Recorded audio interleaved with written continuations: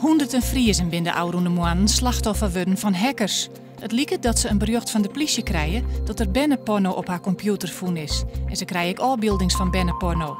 Als mensen dan een link aanklikken, houdt de hele computer ermee op. De Raad van State had bezwierend in de bouw van een crematorium bij Marsum afgewezen. Een tal omwoners weer benauwd veroorloofd. Het crematorium bij Marsum komt op het plak van partycentrum Nij-Andringa-Staten. Het doel is eind dit jaar. De politie weet nog heel tijd net dat de man uit Lumbert, die deervoen is, toch een misdrijf om het leven kwam is. De zo'n 50-jarige man waard Orel Wikkelien toch een kunde voen in de vijver achter zijn huis. De man is verdronken, maar onder welke omstandigheden is nog net duidelijk. Provinciale Wettersteert is druk met boten die het verzitten in het ijs. Just een beetje wie het raak op het Tjoekemar bij Sint-Niek. Een Duitse cruiser wie insletten trok het ijs en de reddingsactie had de hele dag door. Joen en vannacht helder, het kan 4 graden vriezen. Morgen is het bewolkt en droog, 2 graden, maar nog hield het een krachtige eerste wind.